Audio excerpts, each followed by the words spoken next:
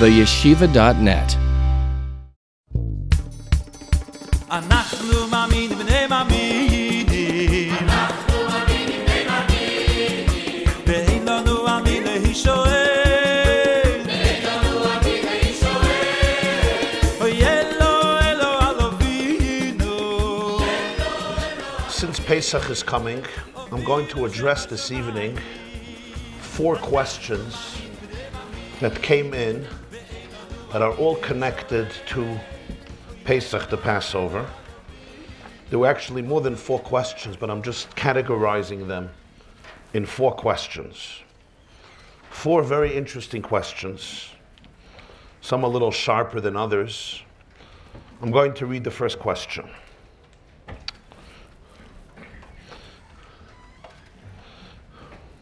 In my opinion, it is primitive to believe that the events that we will all commemorate the following Pesach actually occurred. Come on. Maybe for irrational, ultra-Orthodox extremists, which I used to be one of them, who take the Torah literally, they believe the story. But not for rational graduates of elite universities, not for people who think. Come on. Do you really believe that the water turned into blood, and then frogs came all over the place, and then there were lice, and then this thing happened, and this thing happened, and all the slaves suddenly went out of Egypt, and then the sea split, and they walked through the sea, and they came to a mountain? Every nation tells its own stories, and this is the story that the Jewish people tell. The idea that the Jews actually emerged from slavery in Egypt as a people exactly 3,329 years ago, of course, is absurd.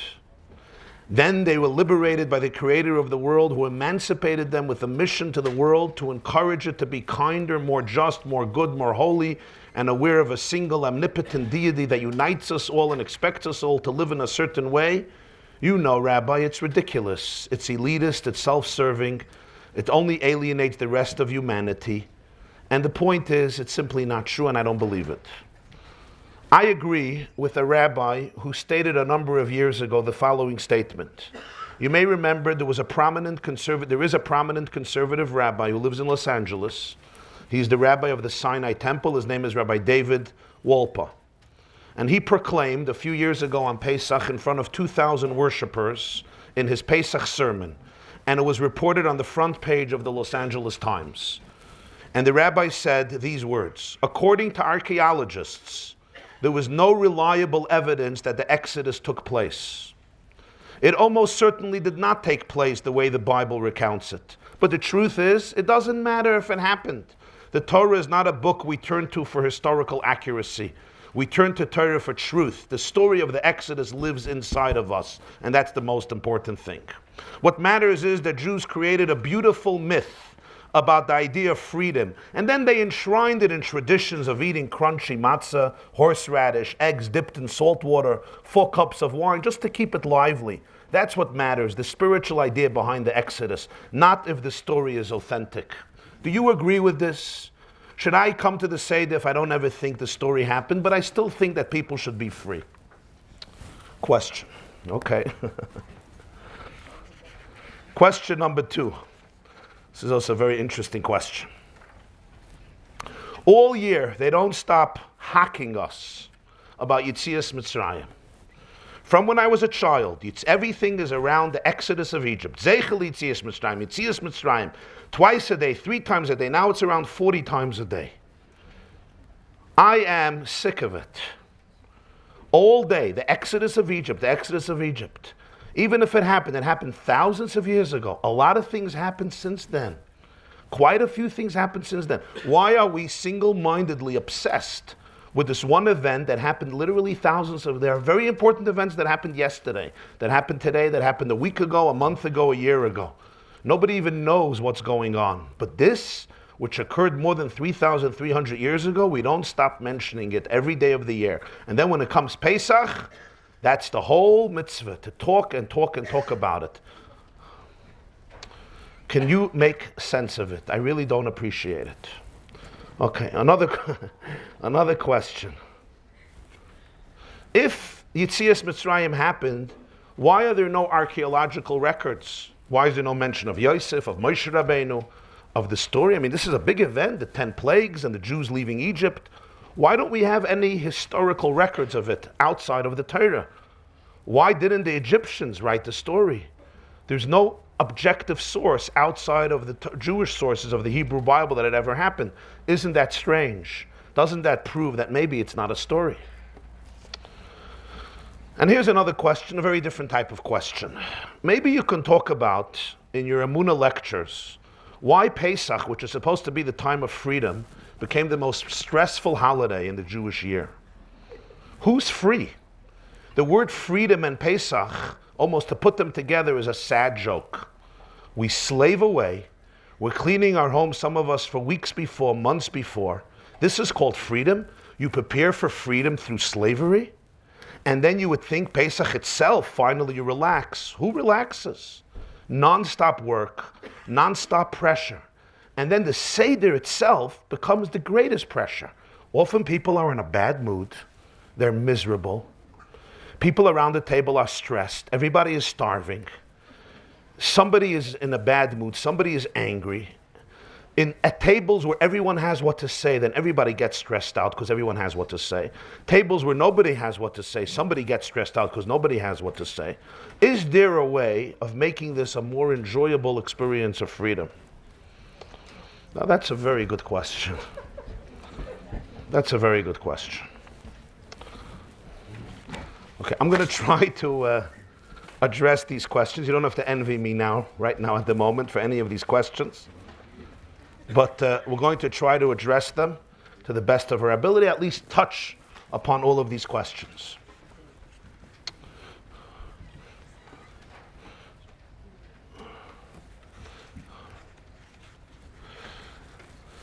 Whenever we address issues of truth, the most important quality is intellectual honesty, for people to be intellectually honest. The first questionnaire, he asks, how can an intelligent person believe that the exodus of Egypt ever happened? Most likely it never happened. It's ridiculous, it's elitist, it's foolish, the whole idea. It's clear from archaeology that it never happened, and so forth. With all due respect to the writer, who probably is a very sincere human being, you're not being very intellectually honest. And I'll explain to you why. I am not going to tell you what to believe and what not to believe. I'll never tell anybody what to believe and not to believe, because as I learned from many years of experience, people believe what they want to believe. However, to say that somebody else's belief is foolish without really scrutinizing it is elitist and disrespectful. Also to say that the exodus of Egypt is not really important if it's happened or didn't happen is also, I find, quite disrespectful and even a little cruel. Because whether you believe it or not, you have to admit that many, many generations of Jews sacrificed their lives literally because they embraced this truth as reality. So you could say you have a difficult time believing it, but to say it doesn't matter, it's insignificant, it's valueless, who cares? The main thing is that there's a myth of freedom in our hearts really smacks with very profound arrogance and a lack of respect for thousands of years of Jewish history. I'm not judging your beliefs at this moment, but you do have to understand that when you come with a statement that everyone who accepts the story as fact is an idiot, is a moron, is somebody who doesn't think, and you basically believe that since you maybe read a few books or you watched a few videos, so you became Mr. Intelligent, and you are the only one who knows truth, and anyone who may have a different opinion must be from the Stone Age and never thought, just understand that that also could smack from profound arrogance. What if the notion maybe is not so non-intelligent? Again, you're on a journey, and everyone is on a journey, and I always encourage people to search, and search a little more, and search a little more. But before you come to this conclusion that everyone who thinks otherwise than you must be an idiot and primitive, and everybody is closed-minded, and simply suffers from blind faith and dogma of fundamentalists, before you reach that conclusion, you should really open yourself up and speak to highly intelligent people before you come to the conclusion that Rabbi Akiva, Rabbi Yochanan ben Zakkai, all the Tanoim and all the Amirayim, all the Rishonim, all the Acharonim, all the Gaonim, the Rambam and Reb Sadia Gaon, Rashi and the Rashba, the Ramban and the Abarbanel, the Arizal and the Beis Yosef, excuse me, the Alshich and the Chassam Sofer, the Baal Shem Tov and the Vilna Gaon, etc., were all blinded by dogma and fundamentalism, and finally you are the one with the open mind, and all of them did not really think openly. In my perspective, it's really irrelevant if you're right or wrong. But I think that that projects lots of arrogance and pompousness and a lack of intellectual honesty. So what I want to present here tonight is not an argument for you, the writer, or anybody else, to agree or disagree. But what I would like to help you open your mind a little bit and understand that maybe all the Jews who actually say that the exodus of Egypt happened, it was a reality, are maybe not as stupid and primitive and dumb and closed-minded as you easily like to portray them. So that's the real question. Is it a lie or is it not a lie? Thousands of years later, how is anybody going to know if it's a lie or not a lie? But let's analyze it from a very rational, I'm now talking from a very rational point of view, and see why so many intelligent Jews over so many generations who weren't there physically and don't remember Yetzias Mitzrayim like us could accept it and say it over not only Pesach but literally every day, and as the Torah says, Laman Tizkir Siyam Tzeichem Eretz Mitzrayim Kol Yemei Chayecha, their entire life. Then I'm going to get to the other questions. And here really I'm going to touch on something that we dealt with in Basics of Emunah, number 6, which is if the belief that Torah is min hashamayim could be rational. If accepting Torah as being divine is rational, or it's just blind faith, like every other religion says that their religion comes from God, because that's what they like believing, but it has no basis in rationality. A scientist, a searching, scrutinizing mind who looks for truth, not for dogma, not for tradition, could not accept it. So we discussed it then at length. We're going to touch on some of those points and a few other points, and then we're going to move on from there. I'm going to play devil's advocate for our writer tonight, and for many people, I'm going to play devil's advocate and say it is a myth. Let's ask the question, the Jews made up the story completely. People make up stories, Muslims have stories, Christians have stories, Buddhists have stories, various religions have stories, Jews have stories. They're called myths. Myths means stories that people and cultures concoct. They tell their families, they tell their children. It keeps their nation together. It keeps their story alive, and it certainly gives an excuse for holidays. Somebody once said, he says, I used to be an atheist, but not anymore because they have no holidays. By definition, atheists have no holidays. What are you going to celebrate?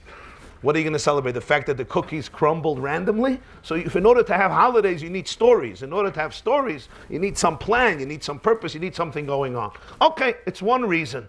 For the matzah knedlach, or the matzah brai, or this food or that food, fine, he accepted his faith. It works for some people, especially if you define the essence of Jewish holidays, as somebody once said.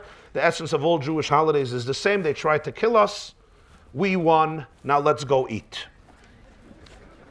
The question is what? Sometimes it's matzah, sometimes it's cheese blintzes, sometimes it's apples and honey, and sometimes it's eating outside, sometimes it's hamantaschen, and sometimes it's latkes. And once a year it's not eating, but eating before and eating afterwards, but it more or less focuses on food. Even Yom Kippur, the holiest day of the year, most Jews know it as the day that you don't eat. But it's still focused more or less on food. So I want you to think now openly together with me. Let's imagine that this story was fabricated. The story of Yetzias Mitzrayim is a fabrication. Okay, who fabricated it? I don't know.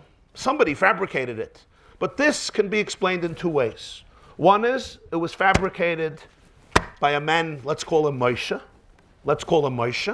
He fabricated the story. He is the one who made up the story. He wrote a document called the Sefer Torah. He gave it to the Jews. and they took him seriously. He knew it's not true. We're assuming now, devil's advocate, we're speaking to this person who says it's not true. Fine, granted. That's option number one. Option number two is, it happened in later generations. Somebody came up and wrote this work and didn't say he was there. He just said, this is an old story from previous generations. Let's analyze both ways of thinking and see rationally how that works. Okay. So let's say this man named Moshe made up a story. He makes up a story and it never happened. This story never happened. Jews did not leave Egypt. Maybe a few Jews left Egypt, but there was no big story of Yetzias Mitzrayim. There were no 10 plagues. There was no Makas B'chayres. There was no Yetzias Mitzrayim. There was no whole Maisa with a Seder. There was no splitting of a sea. There was no coming to a mountain. There was no Ma'amad Har Sinai. Certainly they were in 40 years in a desert with manna, etc. All the stories in Chamisha Chumsha Torah never occurred. What happened? There was one man who made up these stories. He said, God called me in and God spoke to me and he said, you should do this and you should do this. And then he gave me the 10 commandments and he gave me 613 mitzvahs. This is all God told me. I experienced it and the people believed him. They believed him, everything he said, and then he wrote it in a document and he said, God dictated this whole document to me. This man Moshe, and really it's all invented in his own mind. In fact, didn't so many religions begin this way? What happened with Muhammad? Muhammad said he was in a cave, and the angel Gabriel came to him, and revealed to him the will of God, told him he's the last prophet. Moses was a prophet, but he's the last prophet. That's what he did. And he comes out of the cave, and he starts galvanizing followers who start believing him. And he ultimately, this happens in the 7th century, in the 600s, and ultimately Islam becomes a force. We know what type of force it's today. 1.5 billion Muslims. And what happens with early Christianity? You have a Jew, Yashkala, who also has visions. And then he has disciples and epistles, etc. So they argue this is exactly the same thing. You have the Mormons, you have Joseph Smith says he had a revelation. God spoke to him, and the rest is history. So this man, Moses, or whoever you want to call him, Chaim Yankel, he gave himself a nickname, Moshe, told all these stories. He told stories about his birth. He told stories about how he was saved. He told stories about how he was raised. Whether that happened or didn't happen is not so consequential. He told all these stories about these 10 plagues that he did. He took 600,000 males between 20 and 60 out of Egypt. That includes, of course, children younger than 20, boys and girls, senior citizens above 60, men and women. Plus, he says he took out Erev, many Egyptians. So 600,000 males between 20 and 60, plus females. So you already have 1.2 million. Now you have children and adults, plus Erev, so you easily have 2 or 3 or 4 million people. He did it. He tells them he did it. And then he took them to a mountain, and God revealed himself, gave 10 commandments, 40 years, 613 commandments, and here is a divine document. Let's take that option seriously for a moment. We have a very serious problem here. And the serious problem here is very, very simple. It's not so complicated to understand.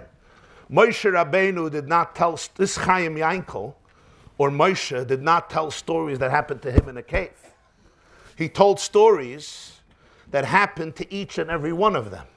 He told them that you, your spouses, your children, all of you, experienced all of these stories. You experienced the 10 plagues. You experienced the Exodus of Egypt. You experienced Ma'amad Har Sinai. You were all there.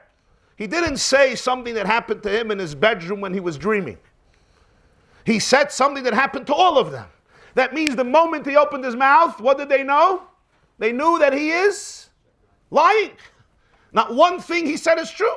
Imagine I get up here in front of you and I tell you today, in the middle of the day, I was sitting on my chair and I fell asleep, which happened. And then, happens every day. And in my sleep, I had a dream. It also happened. And in the dream, God revealed himself to me. I'm not going that far yet. And God told me that I should create a new religion that will liberate all of humanity and all of the Jewish people, beginning with Muncie. Okay, now, some of you, if I could present a good case I didn't prepare for this, but if I could, plan this for a few months and really prepare a good case, maybe some people in the crowd who are gullible and may enjoy it, may like it, especially if the message is warm and fuzzy and nice, why not?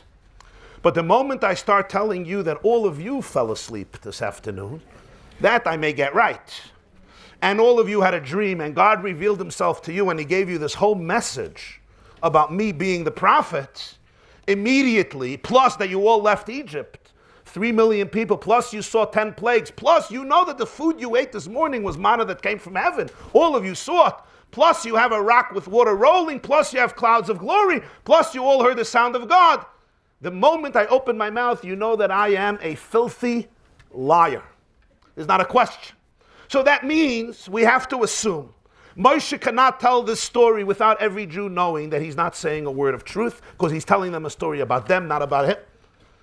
Yoshka never did this. Muhammad never did this. Joseph Smith never did this. The Buddha never did this. And all of the other we know around 10,000 religions. I'm not going to name 10,000 religions right now. But not one of the 10,000 religions has a story like this. And there's a reason for this. The moment Moshe opens his mouth, you know there's not a word of truth that's coming out of your mouth. No 3 million Jews left Egypt against the Pharaoh, who was the superpower of the time after the first males died. And we're in a desert, and we're by a sea, and the sea split, and then we came to a mountain, and we heard God's voice, and he appointed you as his prophet, and we heard 10 commandments, and everyone agrees. We immediately know that this is a fabricated lie. So now we have to assume that all the Jews decided together to say, okay, it's a lie, but you know what? It's cool. It's cool. Let's go for it. We all come together. Now, I ask you, I can't get 3 Jews in a board of directors of a shul to agree on how many copies to make. Okay? What do you need so much? We can't agree if there should be cholent or kugel or kishke or egg rolls or knishes, because there's 3 Jews involved. And that's why anybody who ever does things is always you make decisions and you move on. Here we got 3 million Jews to together say we're going to all fabricate a lie, and a pretty big one. And for what? What's the lie going to give us? With the lie, we're going to accept on us 630 commandments to make our lives miserable for all of eternity. Not just we, our children, our grandchildren, our great-great-great-great-grandchildren, forever. This is really cool. Now here's the fact. People can do it. I can't prove otherwise. 3 million people could come together and decide something knowing that it's a lie. But we don't have another precedent in history. People are gullible, yes. McCann Einreden mentioned you could sell people the Brooklyn Bridge, the Manhattan Bridge with the Williamsburg Bridge. It happens in some of our communities all day. People buy lots and lots of stuff. We're going to get in another shiur, a lot of questions that came in about Emunah's Chachamim and Emunah's Tzaddikim, how you know if it's good, if it's not good. Okay, that's going to be another shiur, God willing. You could sell people lots and lots of Todas Lakshan. It's a fact. People are gullible. Not everybody scrutinizes. Not everybody is cynical. Not everybody asks 1,000 questions. People are different. But here's the rule. It's almost impossible, from what we know about human nature, to get people, so many people, to know that something is a lie and consciously buy it and see it as truth and sell it that way, intentionally, not one person, not 10 million people, a conspiracy of millions of people who all know that it's a lie, and give it over, all of them, to their children. And what are they giving over? A religion that basically limits every aspect of their life. What they're allowed to eat, what they have to do, what they do once in 7 days, prohibitions, 248 positive commandments, 365 negative prohibitions, and some of them difficult, including not an ounce, not a piece of leaven, no bagel and no pizza and no vodka for 7 days, as it's in Chumash, the days of Pesach. Okay, option 2. Option 2 is it never happened, and nobody lied to the Jews. But let's say 1,000 years later, which is what Bible critics like to say, 1,000 years later, 1,500 years later, some scholar emerged, and he wrote a Torah, he wrote a religion, and he said, this is what happened. Nobody accepted a lie. The Jews themselves didn't decide to lie. It wasn't the Jews themselves. Some guy 1,500 years after the supposed time of Yetzias Mitzrayim, some guy, let's call him Moses Jefferson. If you want to call him, you call him Moses Finkelstein. If you want, you could call him Shmedel Schwartz. Wrote a book, it's called the Sefer Torah. This was his testament. And he made up. He was a guy with imagination. Bereshis bara Elokim hashamayim v'haaretz. He decided how God created the world. He decided Noach. He decided a flood. He made up a whole story. Chamisha Chumash Torah, a very nice novel. A fiction novel. But of course he said it's all God. He didn't make it up. God made it up. He comes to this group, let's call them Jews or Hebrews, and he says, here is the truth of God.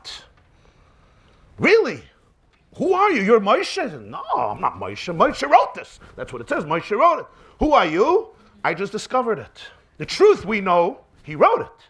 But he says, I discovered it. He can't say he wrote it because it says that Moshe wrote it by the time of Yetzias Mitzrayim, right after that. So he has to say, I discovered it. So he comes to this group of Jews and he gives them the Torah on what happens. They all believe it. They all believe it. What's the problem here?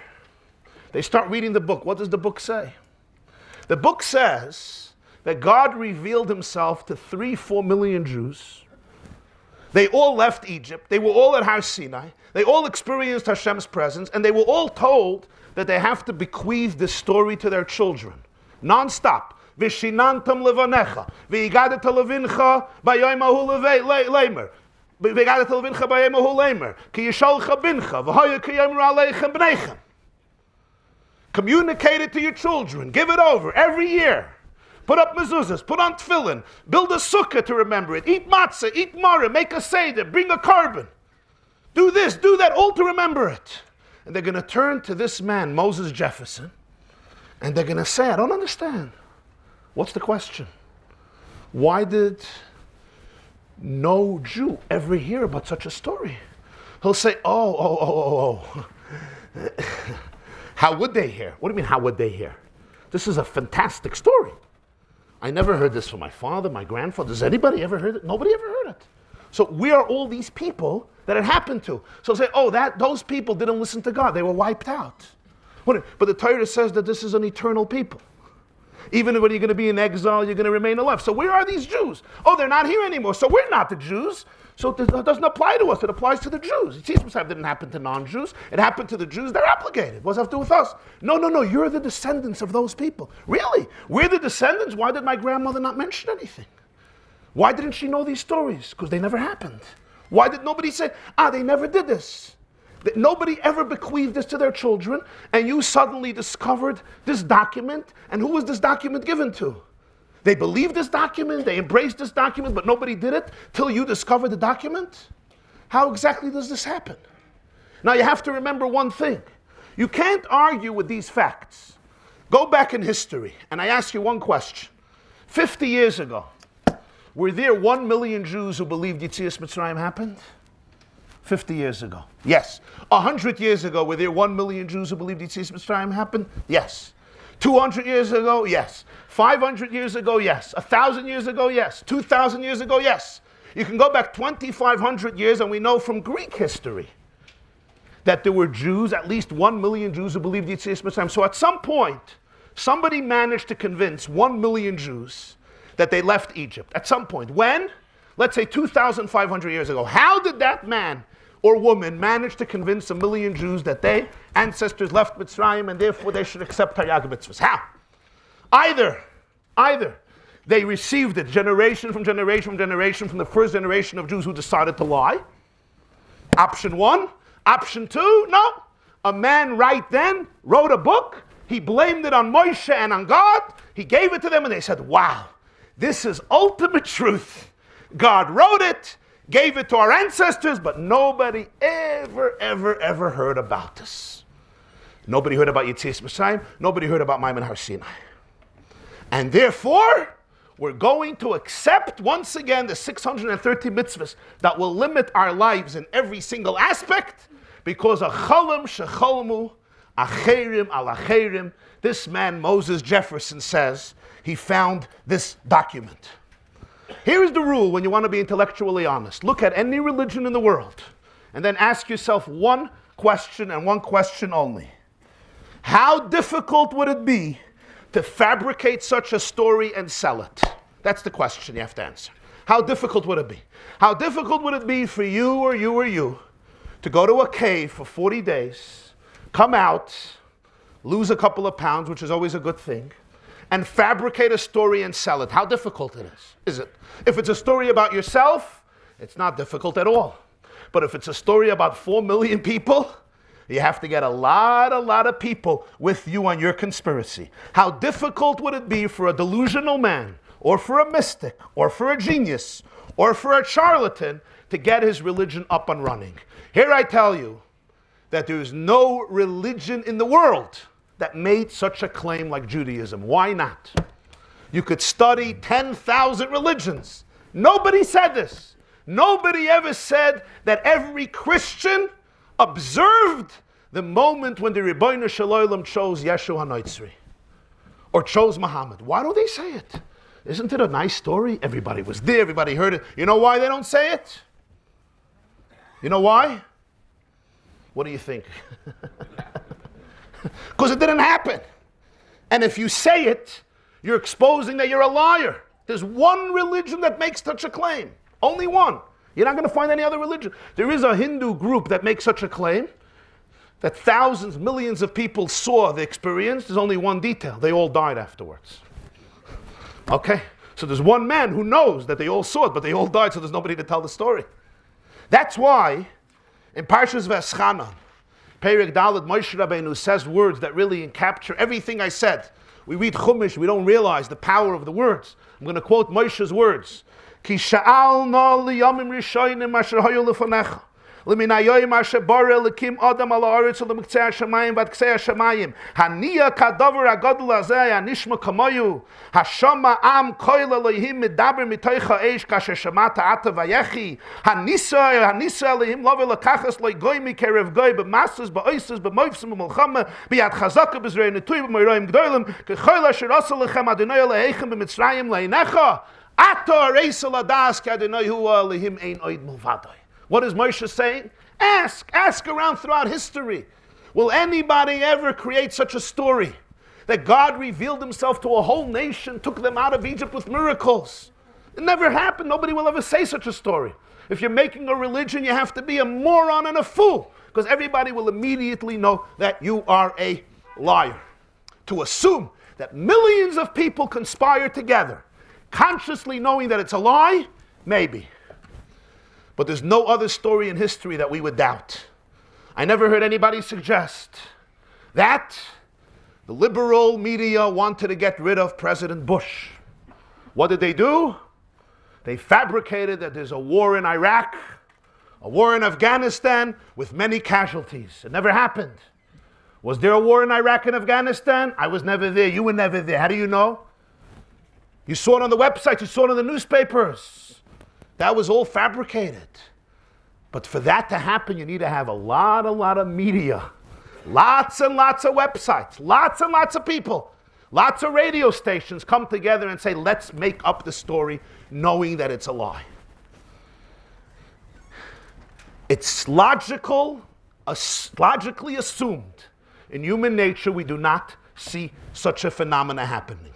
People lie all the time. To get millions of people to lie together, to make their lives difficult, okay, maybe it happened. But it's certainly not foolish and primitive to say that there is quite an intelligent reason to accept it, just like you accept any other historical fact. Nobody doubts that Napoleon lived. Nobody doubts that George Washington lived. Nobody saw Napoleon, and how much evidence is there for Napoleon's existence? The fact is, there's a few different books, a few different historians that write a story, and they work together, they corroborate, and you know that it's authentic. Of course, here you can't compare the story to that story. Napoleon's existence is part of natural phenomenon. Yetzias Mitzrayim was a unique supernatural event. That's what makes it difficult. Also, Napoleon's existence doesn't impose any obligations on me. Yetzias Mitzrayim, Matan Torah, of course, is a life changer. It's a game changer. That's why there's such emotional difficulty to accept it. But it's far, far from primitive. And if you look through Jewish history, you'll see something interesting. I never saw this anywhere, and I think it's true, though, from my research. Did you know of one story, listen to what I'm saying, of a Jew who converted to another religion, but not as a result of threats, or he needed bread, or tremendous social pressure, or out of fear, or any other factor, but absolute intellectual honesty? An educated Jew who spent years studying Judaism, and then without external pressure came to a conclusion and said, you know what? This is fabricated. Let me become a Christian. You have Jews who left Yiddishkeit. You want to get rid of religion, it makes you for an easier life. But to accept another religion, completely out of will, out of volition, out of intellectual scrutiny. Not a Jew who never learned, an ignorant Jew, or a Jew who was given rewards, or a Jew who was given threats, but out of volition. You'll never find one in history. What about the other way? Doesn't stop. Some of our greatest sages, Shmaya, Avtalya, Rebbe Akiva, Rebbe Meir, Onkelos, Rebbe Vadia, etc., in every generation. Many, many converts. Isn't that an interesting thing? And the answer is, you could study other religions. You could see their origin. And you have to ask yourself, how easy was it to fabricate? Quite easy. How easy was it to fabricate Judaism? It would have been a very, very difficult situation. And remember, you don't have more than two options. Either Moshe made it up in that generation and everybody lied, or some fellow made it up 1,500 years later and he lied and everybody accepted it. Option two, I want you to think about something else. We know who founded Christianity, we know who founded Islam, we know who founded many, many other religions. If it's option two, which is what many people like to say, at some point, somebody came with a document, he said, here, God wrote this, and everybody believed it. All the Jews believed it, and that's what's called Judaism. Why don't we have a record of who this person was and this moment in history? This is an earth-shattering event. A man emerged, he revealed a document that he said was divine, that said all these stories. We have no record of it. We have a record of Ezra. Who was Ezra? Ezra revitalized Jewish life in the beginning of the second Beis HaMikdash. We have a story of Nehemiah. We have a story of Mordechai. We have a story of Rabbi Yochanan ben Zakkai, who built Yavne, who saved Yavne. We have a story of Rabbi Akiva. We have a story of Rambam, who codified Jewish law. Why do we have in our history a story of a man who at some point made an unbelievable revolution? He revealed the Torah. Who is this man? We never have such a story. Why not? Isn't that one of the most titanic, important stories? Remember, the Bible is the bestseller. It was always the bestseller. It's still the bestseller. It's the book that had the greatest impact on history. There's 2.5 billion Christians as a result of the Bible, 1.5 billion Muslims as a result of the Bible. The one who gave the world the Bible, we don't know. Muhammad we know, Yoshka we know, so many others we know. This Chaim Yankel Finkelstein, who came up with the Bible and said God wrote it, and he found it, we don't know. There's no record of that. Isn't that interesting? We have every detail and nuance with other religions. Not this, why not? Where did he disappear to? Where did this man, second to Moshe, disappear to? Unless, of course, it never happened. So there's nothing to write about. It never happened. Moshe gave the Torah. He wrote it.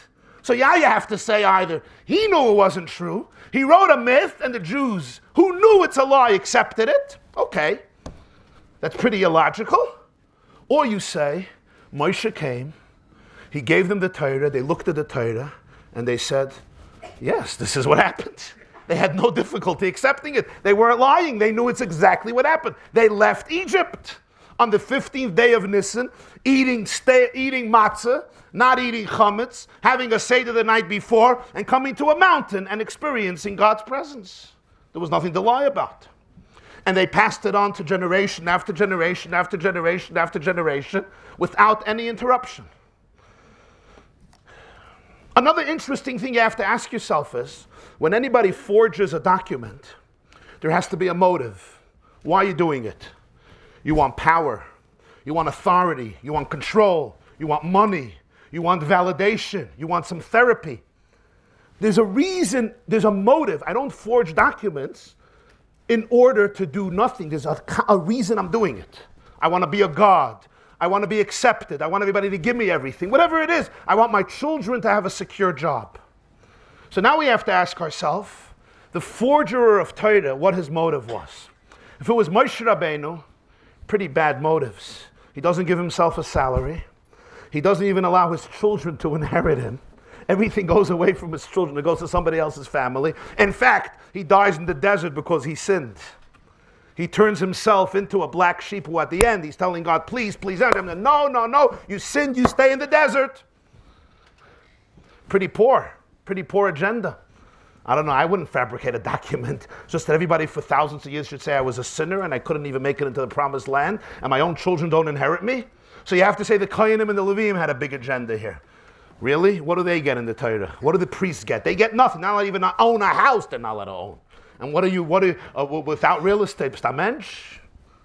They have to depend on you giving them 2% of your apples and oranges and peaches and cherries so they could survive. That's what they have to depend on. And then you have to give them a polka of your carbon shlomim so that they can have polka once in a while. And then when you finally sin and you bring up a sachefza of a sheep so they get a little more meat. And that's their whole sustenance is relied on it.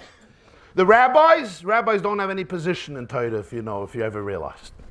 You have shoftim, you have judges, and there's absolutely no privileges given to a judge or a rabbi. I know 2017 has seen some progress, but nonetheless, I'm talking about the man who forged the man who forged the original document. What's even worse is this Moshe who made up this story. How long can you hold on to a lie? Until it's proven that it's a lie. Okay. He writes in this Torah things that if you're writing a document, you don't write it. You know why? Because everyone is going to see you're a liar. You know when they're going to see you're a liar? The first Shemitah.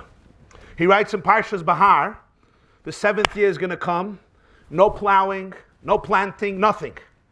Imagine, nothing. It would be like me telling you once in 7 years, you have a savings account in Switzerland. The savings account generates tremendous interest, and once a year you give everybody a checkbook, and everybody could take anything they want from the account. Once in 7 years, everybody. Jews, non-Jews, animals, everybody. Remember, fields was everything. Once in 7 years, all the dividends, all the growth, all the produce belongs to everybody besides me. Me like everybody else. So the man asks a question. Parshas Bar v'chisoimru. Ma noichal. A whole year, no planting, no plowing, no sowing, no harvesting. What are you going to eat? She says, don't worry. Bitzivisi as birchasi, I'm going to create so much blessing on the 6th year. You'll have for year 6, you'll have for year 7, you'll have for year 8. Sometimes you'll have for year 9. If you have a year of Yovel afterwards, you have to rest the earth in 2 years. The first Shemitah is going to come. The Jews are going to say, really? What happened? You can't make up these things. Moses Jefferson is not in control of the weather. He's not Al Gore with global warming. You see what happened to the global warming prophets. We see what happened to the global warming prophets. And over there, they had enough scientists to, so to speak, back them. You come up with this idea of Shemitah, the first year of Shemitah, say you're a filthy liar. This God said, get out of here. This is God's document. Why would you even write such a thing, shaitan? Why do you write another thing? You know what he writes in Parshas Kisisa? 3 times a year you should go up to the Beis HaMikdash. You should go up to see God's face. There's a problem. If all the males go, what happens? What would happen if today in Israel, all the IDF would take a vacation for a week and go to Hawaii? There wouldn't be anything left, Khalilah. Yeah? Syria, Hezbollah, Hamas, Iran, there wouldn't be anything left, Khalilah. The Torah says 3 times a year, all the males go up and you chill out, you celebrate for 7 days. Really? And all the borders are open, so what does it say? Lo yachmoid ishas artzecha, nobody's going to desire your land.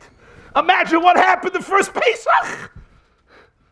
And there was a massive connection. You're a liar. You don't write such stupid things. You don't make such promises. You make promises that people can't prove that you're a liar. That's what people do all the time. Most promises you get from people are what? things that you can't disprove them. And then you tell me that there's only one species of animal in the world that has split hooves and doesn't chew its cud, a chazer. Really? You're fabricating a document, Moshe Jefferson, 3,500 years ago, before Google Maps. And you're telling me there's one species. They didn't know about Australia then. They didn't know about the Americas. You have to be a fool to write information that people are going to show you're a liar. They're going to mock you in the face. You don't write such things. And then you have two major predictions that are mamish senseless. You speak to the Jewish people and you tell them, you're a minority, you're going to remain a minority, you're going to be persecuted, you're going to be in exile, you're going to be hunted down, but you will never ever disappear. Really? The greatest empires disappeared. How do you know they're not going to disappear? How do you know they're going to go into exile? How do you know they're going to remain a minority? And it happened exactly that way. Then you say something even more astounding. This little nation are the ambassadors of God, Mamleches Kohanim v'Goy Kodesh, to ultimately change the world. Really? You predict this 3,500 years ago, you blame it on God? Why do you say such things? Who would believe it? But you look at it happen. Now, if it just happened, you say Jews had mazel. They survived. The Egyptians didn't survive. The Assyrians didn't survive. The Babylonians didn't survive. The Persians, the Greeks, the Romans, the Byzantines didn't survive. The Jews had mazel. Fine. Cockroaches sometimes also have mazel and they survive. Okay, but he predicted it. And they didn't only predicted that they're going to change the world. They're going to become the most important force in transforming the world as God's people. How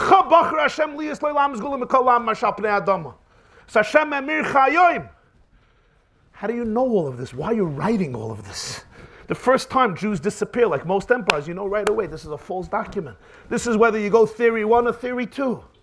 Unless, of course, you're not afraid to write about Shemitah, you're not afraid to write about Shalosh Regalim, you're not afraid to write that the Jews will be eternal, you're not afraid to say Jews will change the world, because you're taking dictation from the creator of the universe.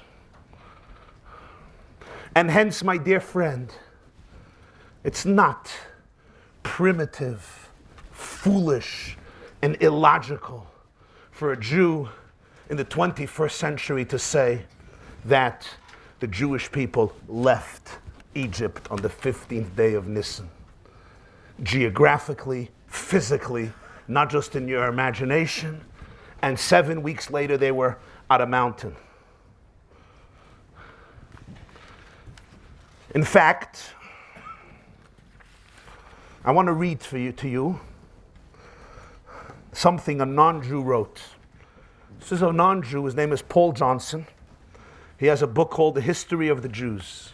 I want to read you a paragraph of his. All the great, as I told you, I think last time, if a Jew would write this, people wouldn't like it. A non-Jew writes it, it's fine.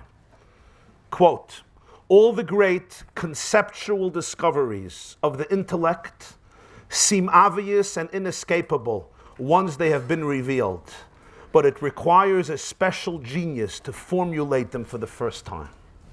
The Jew has this gift. To them, we owe the idea of equality before the law, both divine and human. The sanctity of life and the dignity of the human person, of the individual conscience and of personal redemption, of the collective conscience and of social responsibility, of peace as an abstract ideal and love as the foundation of justice, and many other items which constitute the basic moral furniture of the human mind. Without the Jews, this might have been a much emptier place. The President of the United States of America, John Adams.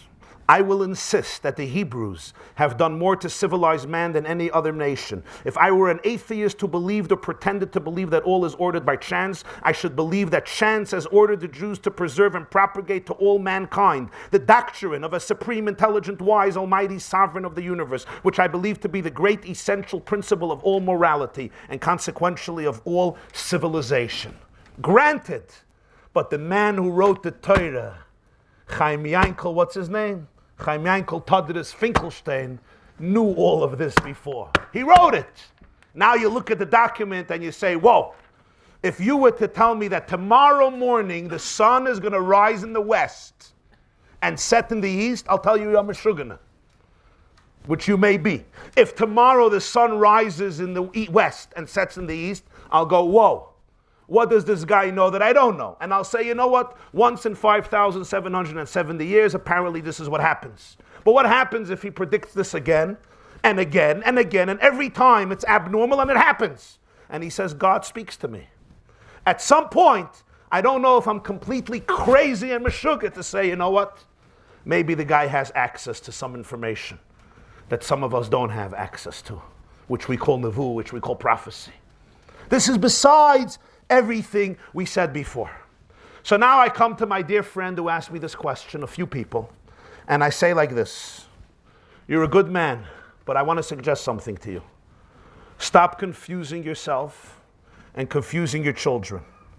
At this Pesach Seder, I tell you, you could say these words: Avodim hayinu lepare b'Mitzrayim, vayotzienu Hashem misham. You could say it with intellectual clarity, with an open mind, with open eyes, with conviction, and with critical, inquisitive curiosity. You don't have to shut down your brain and close your eyes in order to actually look at your children and say, our ancestors on this night, this day, left their Egyptian exile. On Pesach, 3,329 years ago, we were set free. We saw it, we experienced to the extent that against all odds, we undertook a journey into the wilderness. And we are all still part of that incredible journey. Our mothers and fathers gave it over to their children, who gave it over to their children, who gave it over to their children. We live it, we embrace it wholeheartedly, we pass it on, and we are capable of completing the journey. It happened in real time, in the real world, just like you and I are here today. I want to discuss the person who spoke about their migraine headaches when they hear the word Yetzias Mitzrayim. And I'm going to go here from the realm of maybe more a conversation about history to the realm of the psychological and the emotional. I think it's important to understand what Yetzias Mitzrayim was a little bit in a more global fashion. And then you tell me after this if it still gives you a migraine headache. The problem is when we hear the word Yetzias Mitzrayim, like many words of Judaism, we associate it with certain ideas in our mind, and they stick, they stay in us, and we don't have an ability to liberate ourselves from it. I think it's important to be able to understand that some words, when you get older, you have to revisit and ask yourself, maybe you don't understand what it is.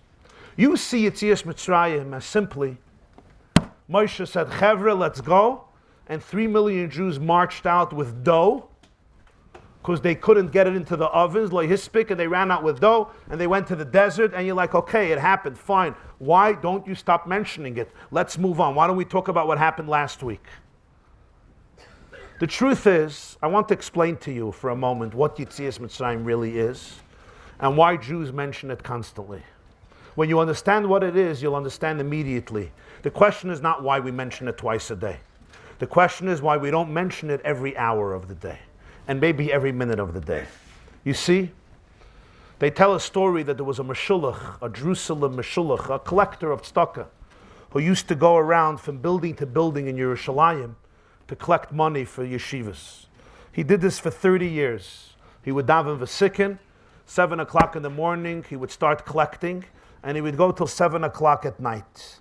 He would drag his weary feet, go up steep staircases till he got to the top of the building, go from house to house, collect the money, and he would always say, if only there were no buildings in Yerushalayim, there were single-story homes, how my life would have been so much sweeter.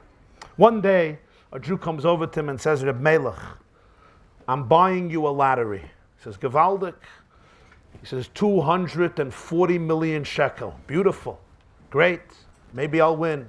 He says, Reb Melech, what's the first thing you're going to do if you win the lottery? What are you going to do?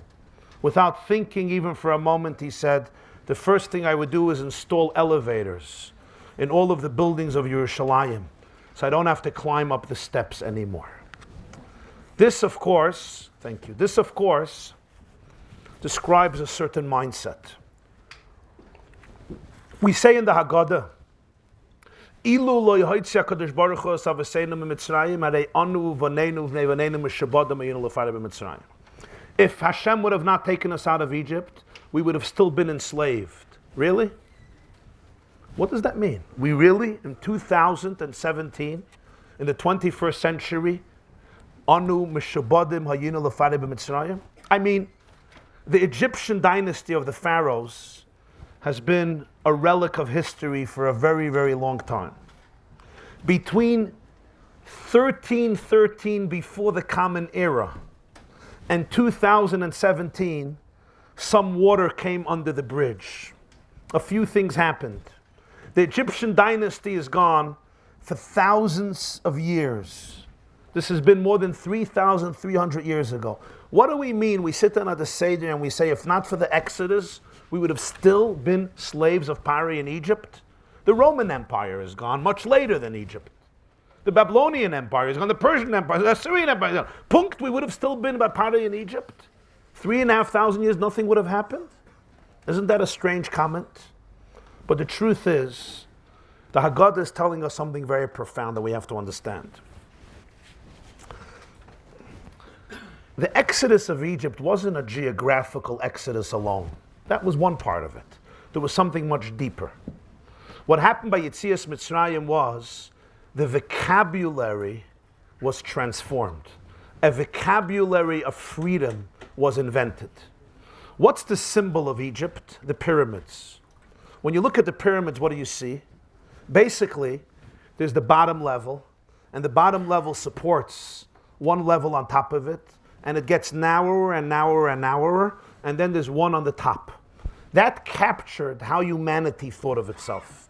Humanity thought of itself, everybody is born to fulfill a certain task, and ultimately there's the bottom level, which supports the higher one, the higher one, the higher one, which supports the demigod called Parai, and he sits on all of them, and your whole purpose is to hold him up. Nobody can even imagine the concept of freedom. Nobody could think about life that existence is about me. Chayav Adam Loimar b'shvili nivra ha'olam. I am not a means for Parai. I am an end in and of myself. Nobody cannot think that the world is not going cyclical, just the same thing over and over and over again. That there's something called progress, transformation, that you can get out of the status quo, that you could dream about a different life. Everything is fixed for eternity. Who you were born, that's who you are. Some were born slaves, some were born aristocrats, some were born gods, and some were born roaches. And you are who you are, and you remain like that forever. Nothing ever changes. What Yetzias Mitzrayim did was, it introduced not only physical exodus, it introduced a new vocabulary. It introduced a vocabulary of freedom, a vocabulary that what you are today, you don't have to be tomorrow. And what you were yesterday, you don't have to be today. Instead of the pyramids, look at the menorah. The exact opposite. What's the menorah? The menorah is you have the base on the bottom, and then on top you have all of the lamps. In other words, the leader is not on top.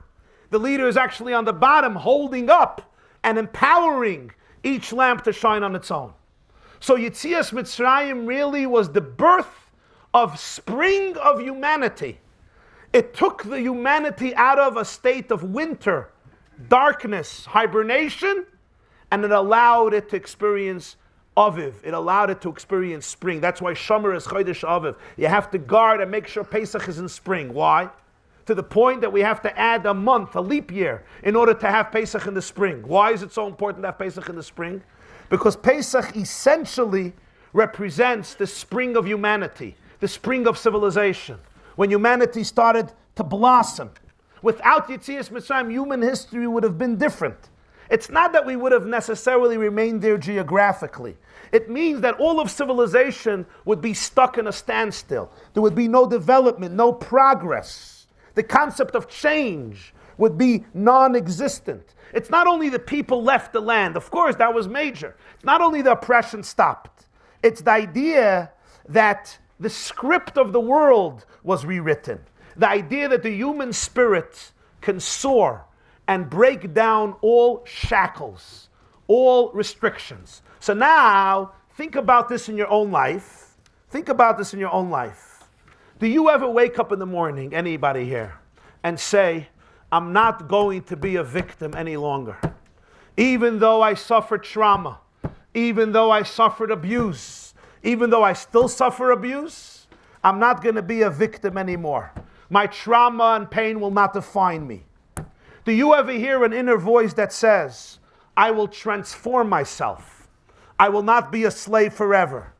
If you hear that voice is a credit to Yitzias Mitzrayim. That voice was created and introduced in the world by Yitzias Mitzrayim. That's what the Maharal writes in Gvuras Hashem, I think in Perek Mem Aleph, that it wasn't just a timely event then. It transformed the perspective. So therefore, every heart that is ever moved to transcend fear, do you ever tell yourself, I'm not going to be a slave to my fear, to break a barrier, to go beyond the status quo? What about when you're determined to battle injustice, to speak up against a crime in your community, a crime happening in your schools, a crime happening in your shuls, a crime happening in your Dalet Amos and your 4 cubits? Every time you say, I'm going to transform my life for the better, I'll subdue an addiction, I'll confront a bad habit or attribute. This is all because Hoitzias Aveseinu Mitzrayim. That's exactly what Yitzias Mitzrayim introduced into the vocabulary of humanity. Every time you stand in front of a mirror and you declare, I will not settle for mediocrity any longer. I will not remain forever a carbon of others. I will not remain codependent, and I will not build my life on the validation of this one or that one who cares nothing about me. I will not be a victim, not to lies, not to instincts, not to abuse. That is a re-experience of the moment that Moshe stands in front of Parei and says, Shalach es ami v'yavduni. Let my people go and they will serve me. Pesach gave us the vocabulary of freedom. It was a new vocabulary. Where would we and humanity be without it? And what can your future look like with it? So why do we mention Yetzias Mitzrayim twice a day? What is a more important message in lives of young men and women of all ages, of all stripes and of all colors, than the message that you are empowered to actualize your potentials without any person having the ability to hold you down in chains? That you are an ambassador of the divine who is infinite. And because you're an ambassador of the divine who is infinite, you are also infinite. And therefore your light is infinite, your love is infinite, your confidence is infinite, and your hope is infinite. And nothing in the world can stop it. Nothing in the world can destroy it. Nothing in the world can tarnish it. If it was up to me, I would mention Yetzias Mitzrayim every single moment of the day. Before you make a decision, before you approach a decision, before you make the next move, if you can live life from this space, then you're living life. If you're not living life from this space, then by definition, I'm living a more enslaved life. The Seder is simply the central moment when we bring all this energy into focus. But the idea of Yetzias Mitzrayim is essentially the language of every free human being. You can't dream without Yetzias Mitzrayim. It's hard for us to imagine what did the world look like before, but that's what it looked like. Paro was an absolute dictator, and that's how humanity went. It was a state of darkness. What's Yetzias Mitzrayim? Chodesh Ha'aviv. The trees came to life. The human neshama, the human spirit came to life.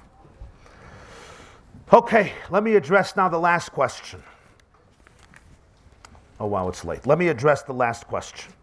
The last question was, if this is the holiday of freedom, why is there's so much stress? Why is there so much hard work?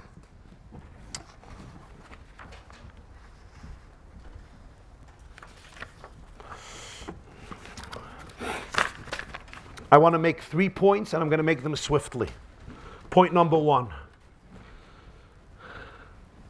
Pesach teaches us something very profound, and that is freedom could never be taken for granted. If you don't work hard for it, it disappears. Freedom is not a free gift. Some of us were born in the United States of America, which is a blessed country. We take freedom for granted. You never take freedom for granted. It can disappear in a moment.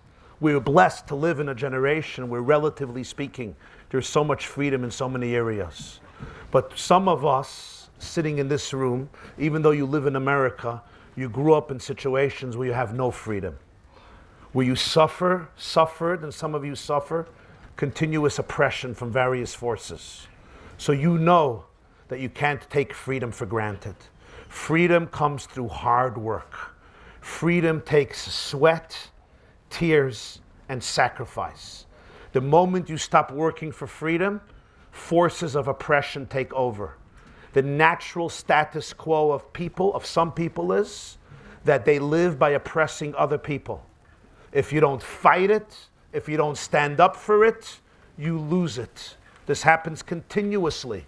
How many calls or emails do I get a day about molesters who continue to molest children in certain communities? And when I ask the people who are calling me, why don't you call the police? Why don't you call the authorities? They always have the same answer. Rabbi Jacobson, you'll never understand how things work around here. You'll never understand. We live in a pyramid. This is the way it is. We're on the bottom, there's those on the top, and then there's the one on the top, and everybody just has to serve and serve and serve. Destroy their spirit, destroy their freedom, allow people to suffer, and nobody's allowed to open their mouth because you'll be thrown out, you'll be expelled, you'll be excommunicated. This is a mentality of oppression, and it happens all too often and all too natural. So Pesach doesn't come easy. Freedom has to be fought for. Jews always understood this. You have to fight for freedom. Freedom takes courage. Freedom takes sweat. Freedom sometimes takes tremendous mesiras nefesh. Freedom takes a lot of sacrifice. Pesach doesn't come easy. Pesach comes through hard work. Americans used to know this because the early pilgrims who created this beautiful country modeled it based on Yetzias Mitzrayim. Moshe was their hero. The seal of they wanted the seal to have the image of Kriyas Yamsuf.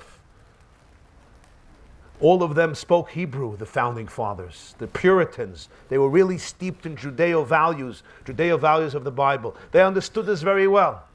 After hundreds of years, people start taking their gifts for granted. But you don't take these things for granted. Freedom comes through education, and it comes through hard work. There's also one more thing I want to say. What do we tell? We say this to one of the children. Rasha ma'oimer ma ha'avoda zois lachem af ata hakayes shinov. What does he say? What's this avoda? Why are you working so hard, Tati and Mami? What are you sitting and you're trying to do Haseba? You ever saw people trying to do reclining on Pesach? You see how hard they work? The whole reason you're reclining is to be royal. You see how hard people get nervous and anxious because the pillow moves, whatever. Haseba is not working out. Ma avoda zois lachem. Then you start with the horseradish, with the murr, and he's hust, he's coughing, and he's crying, and he's weeping. And then there's the Kedei Achilas Pras. If he does his Achilas Pras in 3 minutes, so imagine how fast the poor guy is eating that matzah. One kazayis, another kazayis, and he's rushing and rushing. Ma avoda zois lachem. Tata, for me, liberty looks very, very different. First of all, you sit down on the couch, you open a twig of beer, you watch a tennis match between two people in Czechoslovakia you never heard of.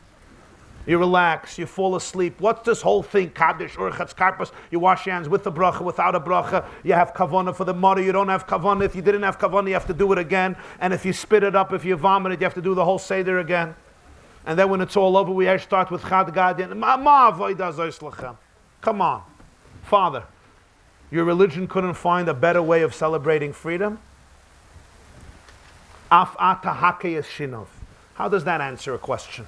Since when does punching out teeth answer any questions? You say it answers a lot of questions, yeah?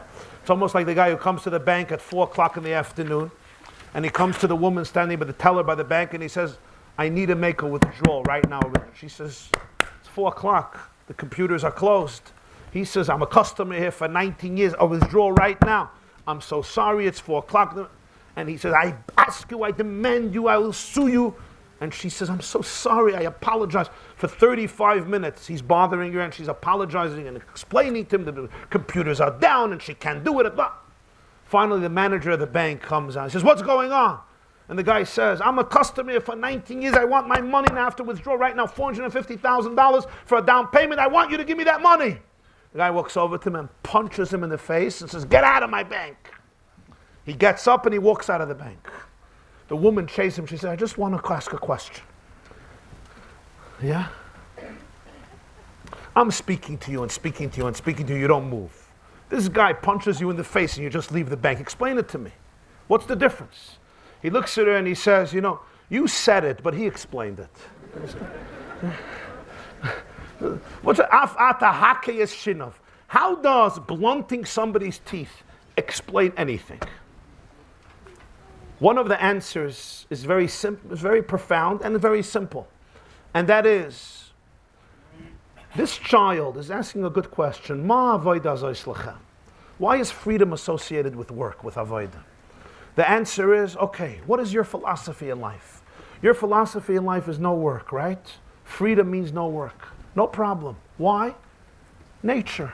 Just follow your nature. Why do you have to challenge your nature? Why do you have to work on yourself? Why do you have to discipline yourself? Why do you have to curtail your nature? Why do you have to transcend yourself? Why do you have to not give in to every habit and every addiction? Nature. Nature? You were born without teeth. Afata hakeyes, you were born without teeth. In fact, many animals are born with teeth. A human being is born without teeth. But what would happen if we would remain that way? We would forever nurse our mother's milk, which may have been very healthy. I may have been a little skinnier than I am today. But thank God we grow teeth, and we stop nursing, and we can eat real foods.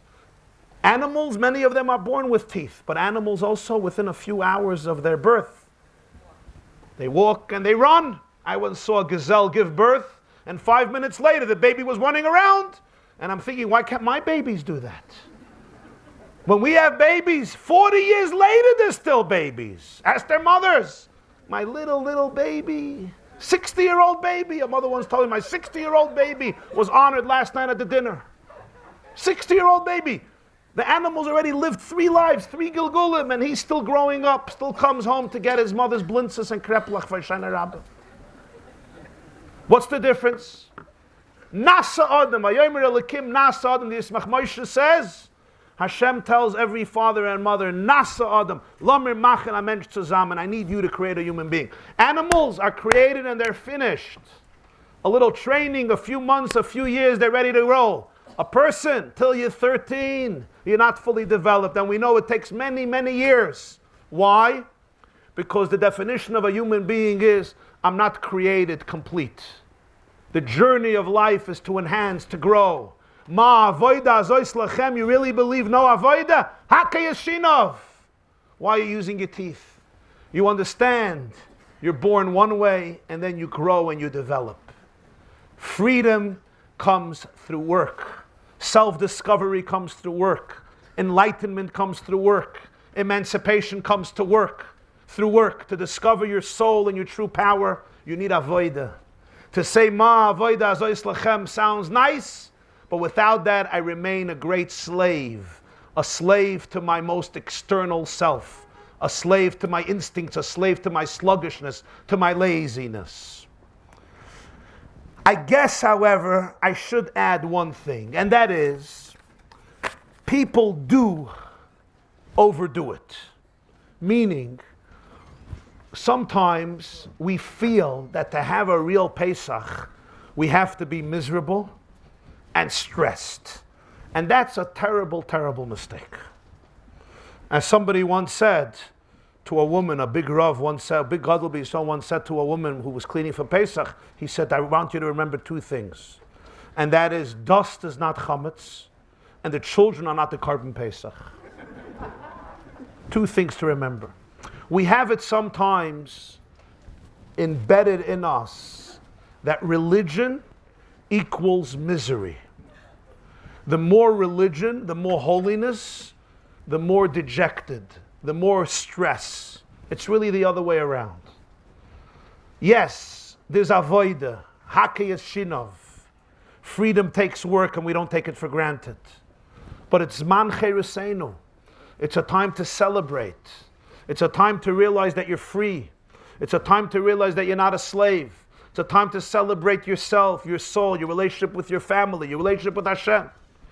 Somebody asked me, Rabbi Jacobson, what's the most important thing to do at the Seder? I said the most important thing at the Seder is not before doing. The most important thing at the Seder is to be relaxed.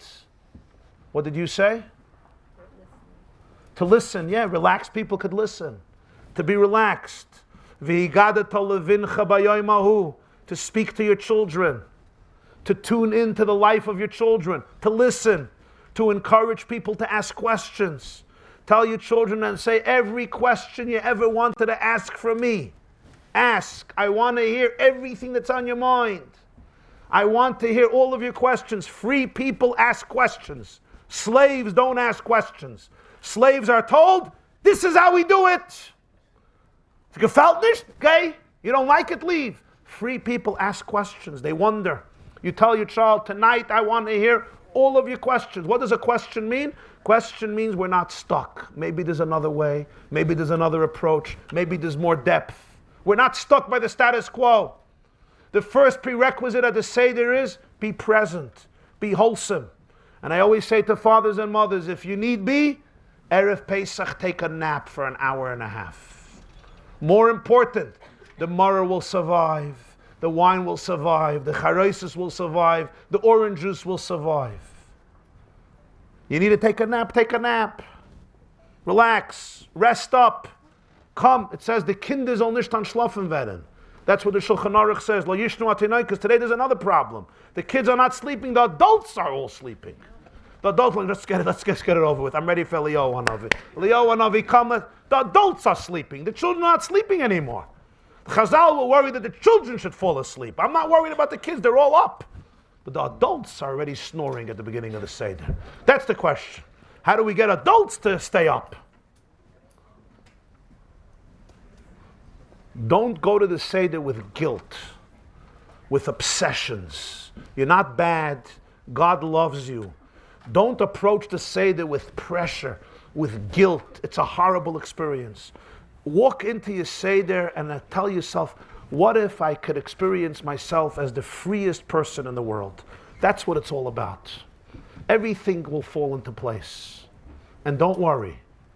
The most important thing is to listen, to talk, and to enjoy each other. I'm going to conclude with a word from the Kloisenberger Rebbe. The Kloisenberger Rebbe said, it says in Parshas Boy, V'haya ki yoimru aleichem b'neichem, ma ha'avoida hazois lachem. When your children will tell you, what is this work that you're doing? So you should respond. Tell them about Yetzias Mitzrayim.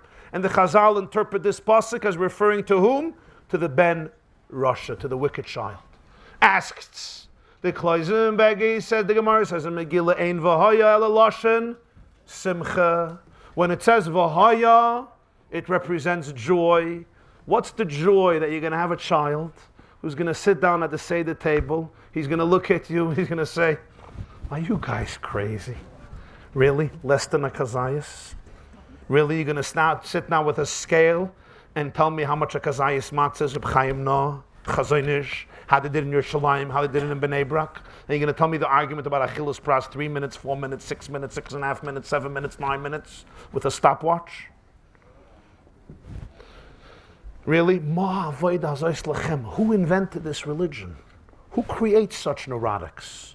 Where do you come up with these ideas of freedom? Ask the Kloisenberger, what's the simcha that you have a child Instead of being enthusiastic in the Seder, setting up his kaira, and mamish preparing 99 divrei Torah for the Haggadah. You always have that child, 15 years old, he prepares 99 divrei Torah for the Haggadah, and he starts, and it's gewaldig, the nachas begins, you start shepping the nachas, after 45 minutes you want to kill yourself. But it's gewaldig nachas, but at least, he's involved. Then you have another kid, he's like, you have something to say? Why do I pay tuition? Why do I pay $9,000, 20 tuition if you have nothing to say? Of course I have another thing. It's a crazy thing. What's the simcha? What's the vahaya? You know what he said? He said the simcha is ki yoimru aleichem b'neichem. Your child is talking to you. Your child is having a conversation with you. Your child is asking you questions. There's dialogue. There's a relationship. There's a connection. He wants to know. He wants to understand. You have an opportunity to tune into his world. I once heard from the Lubavitcher Rebbe more than once. He says there are 4 sons. He says in our generation there's a 5th son. The 5th son is the one who doesn't show up at the Seder table. The Rosh shows up. The Sheni Yedei Lishel shows up. The Tam shows up. There's a child who doesn't show up. He says, that's our generation. You have a 5th child. He's screaming, but he's talking to you. He's having a conversation with you. Cherish it. Celebrate it. Enjoy it. That's a simcha. That you could teach, you can inspire, you can bond, you could connect. You can go into his world and say, I'm here for you. I want to listen to you. I want to understand you. And you'll fulfill the mitzvah v'igada to levincha. And if you notice, that is the first child Moshe Rabbeinu talks about. The chacham he gets to in V'eschanam. Takes 40 years to get to the chacham. Who is the first child he addresses? The Rasha, the rebellious one. That's the first one you have to address. A school that doesn't address that child. A home that doesn't address that child. A community that doesn't address that child is failing its privilege, its duty. It's a simcha I can talk to this child. And I'm going to contrast this and show you 2 approaches. I'm going to contrast this and show you 2 approaches, my dear friends. Approach number 1 and approach number 2. Approach number 1, I get an email. A 10-year-old girl starts displaying apathy to Judaism. 10 years old. She says she's not interested in Yiddishkeit. Now I know that today, teenage years begins at age 7. Usually 6. When you're 6, you're a teenager. Once you hit 14, you're already going on 90. So I wasn't so surprised, but still 10 is 10. Already at 10 years, she says, I'm not interested. Today she's 14, and she completely left Yiddishkeit. In terms of behavior, in terms of diet, in terms of dress, in terms of in terms of various issues. The parents are true Erliche people. Honest, humble, refined, edel, menschlich, generous, kind, wonderful home, nice mention, and good parents. They couldn't figure it out. What went wrong? One therapist, another therapist, and third therapist. Tons of money on therapy. Was there molestation? Was there abuse? There's some trauma, a mental challenge, a psychological challenge, a neurological, something. What's going on? The daughter is alienated. Mamish now, a few weeks ago, she told them what happened. She's very, very sensitive person, very perceptive, very smart, very spiritual. She was 8 years old and she was sitting in the classroom. I quote the email. She did something wrong. Rabbi Jacobson, he says, I'm embarrassed to tell you what she did because it was such a narishkeit. It was so stupid, it was so ridiculous that I'm pushing embarrassed to write to you what she did. I'm embarrassed. It was nothing, but she did something wrong. And the teacher saw it. And the teacher comes over to her, and in front of the whole class, the teacher tells this child, I never ever met somebody who has a Yetzer Hara as big as yours.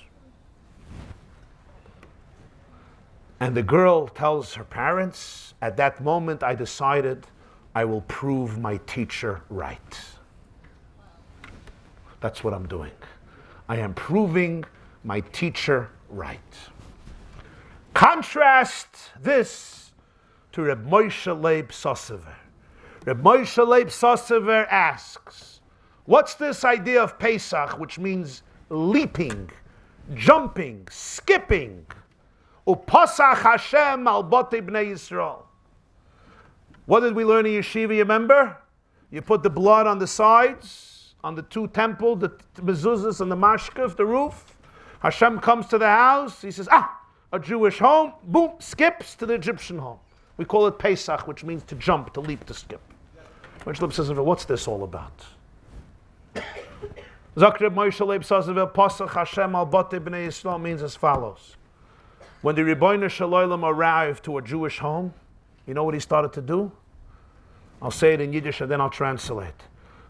Angekommen zu einer jüdischen Stube, hat angeheben springen und tanzen und erklärt, da wohnt a Yid, da wohnt a Yid. When Hashem was going over the homes, when he came to a Jewish home, he started to jump and to dance. Here a Jew lives, here a Jew lives. That's why it's called Pesach. That captures the holiday. Not just a trick, he learned hopping tag. He started to jump on the Jewish home. Here a Jew lives. So imagine the teacher going over to the girl and starting to dance and jump and say, here infinity lives. Here in your heart God lives. Here in your heart, so much beauty, so much holiness, so much potential lives. Here lives a Jew. Here lives a beacon of infinity, a chelek elekam imal. That's what Pesach is. That's how you sit down to your Seder table. Have a wonderful week.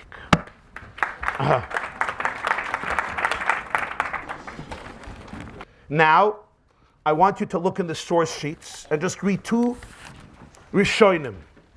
Both lived in the 1300s. Both lived in the 13th century. Both from Spain. You have Ramban, Rabbeinu Moshe ben Nachmanides, who lived in Barcelona. And you have also a Jew from Barcelona, Rabbi Aaron Halevi, who wrote the Sefer HaChinuch. It's longer commentaries. I took a few paragraphs. I'm going to read it fast. I just want you to get the impression of how they wrote about the experience of Yetzias Mitzrayim. And I know I'm still supposed to answer the other questions. So, let's do this swiftly. Ramban Parshas Boy. A beautiful, beautiful Ramban. He captures so much of history.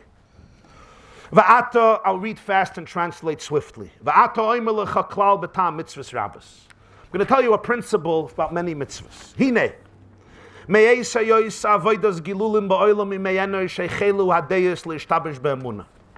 days of Enosh, there started to be many errors in humanity about Emunah, about truth. Remember, for the Rishonim, Emunah meant truth, not belief. Emunah was imun, truth, not belief, truth.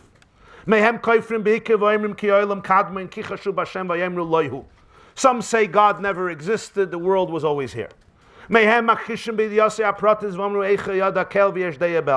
Others say God exists, but he doesn't know what's happening here.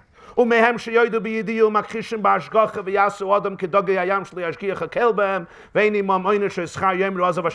a third opinion says, no, God may know what's happening, but he doesn't care. There's no providence, there's no reward, there's no punishment. God doesn't care about what happens. Three different opinions. There's no God, God doesn't know, he's detached, God knows, but he doesn't care. There's no relationship. שיש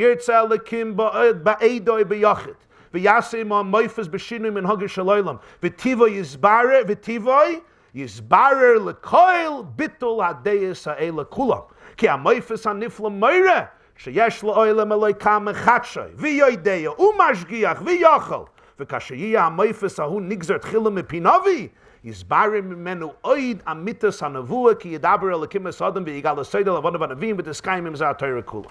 When Hashem, with an individual or with a community, makes a miracle that changes the order of the world, all the three above opinions become nullified. They realize there's a God who creates the world, who knows, and who supervises. And if he first says he's going to do it before he does it, he tells a prophet, you learn something else, a fourth thing. And that is that there are prophets who actually communicate God's will, and that authenticates the fact that there is a Navi, if he knew to say that it's going to happen before it's going to happen.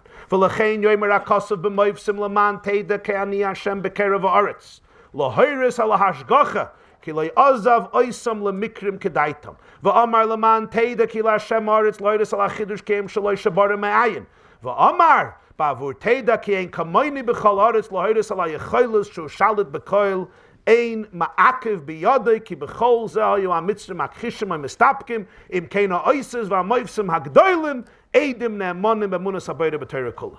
The Ramban brilliantly brings 3 psukim that demonstrate these 3 ideas. Hashem says about these miracles, you should know that I am God inside the earth. In other words, I supervise it. I care about what happens. I'm in charge. Number 2, the world is mine. In other words, I created it. Number 3, you should know that there's nobody like me. Understanding that I'm the ruler. Nobody prevents. In other words, I know what's happening and I can stop everything, because all this the Egyptians denied. Because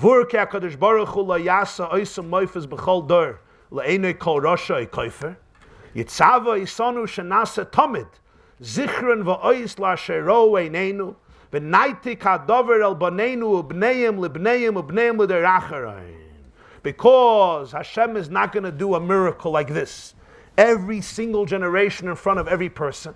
That would defeat the whole purpose of humanity and nature. So therefore, he told us to always remember what we saw and give it over to our children and they to their children, till the last generation.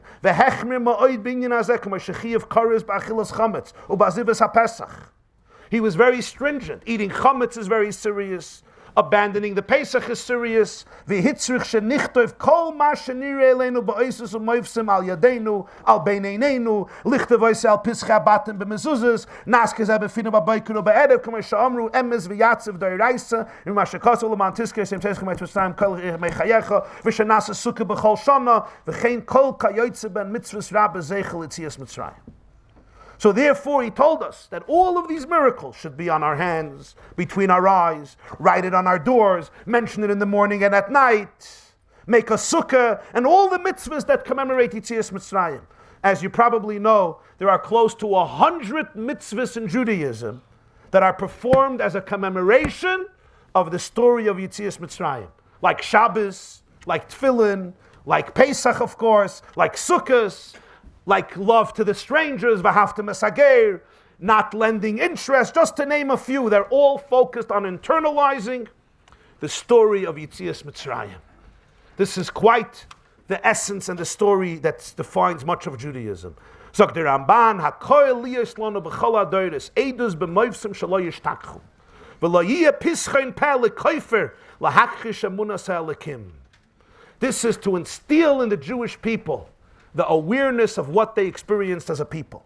Ki hakoinim mezuzah bezuz echad v'kava b'pischei v'niskaven b'inyana kvar hoide b'chidush ha'olam b'yidiyas haboide v'hashgachasei v'gam b'nevuah v'hemen b'chol pinas ha'torah. A Jew buys a mezuzah for 1 zuz, for $25, puts it on his door, and has an intention for what it is. He already acknowledged the creation of the world, the knowledge of the Creator, His providence, prophecy, and he believes in all aspects and all corners of the Torah.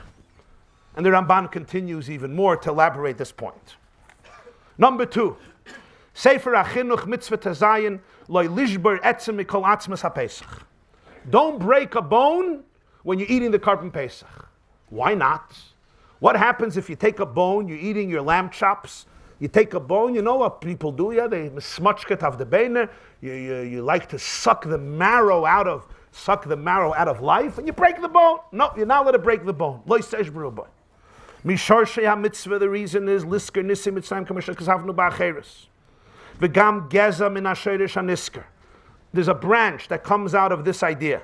She'in kavod l'bnei melachim v'yoyat se'eretz ligler ha'atzamas l'shoivrim kiklovim. You hear?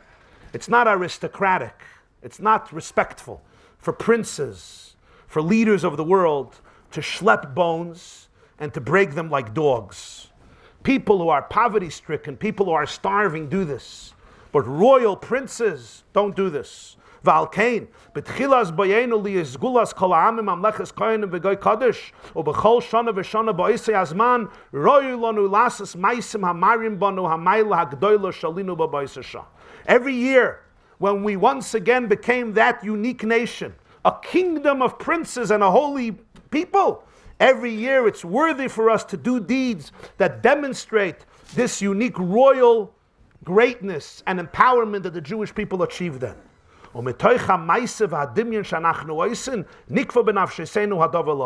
doing it and imagining it, it becomes entrenched in our souls forever. You actually become a king. By not breaking the bone, by behaving in this way, you actually become a royal person. You become a king. V'al tachshev b'ni litvois al dvarai v'loymar v'lama yitzava yisonu Hashem yizbarach lasas kalelu l'zikar noisi anes v'loi b'zikarin echad yala adava b'machshavteinu v'loi yishakach mipizareinu. Why would God tell us to do all these mitzvahs to remember the miracle? Just think about it and that's it. Imagine what Pesach would be.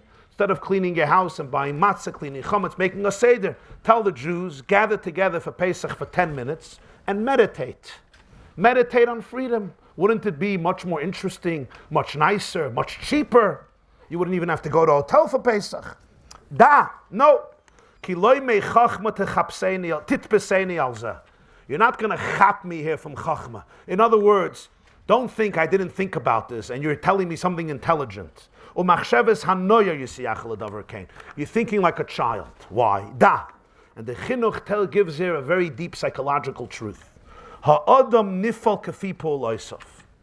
People are affected by their actions. People's thoughts and feelings follow their actions, whether good or bad.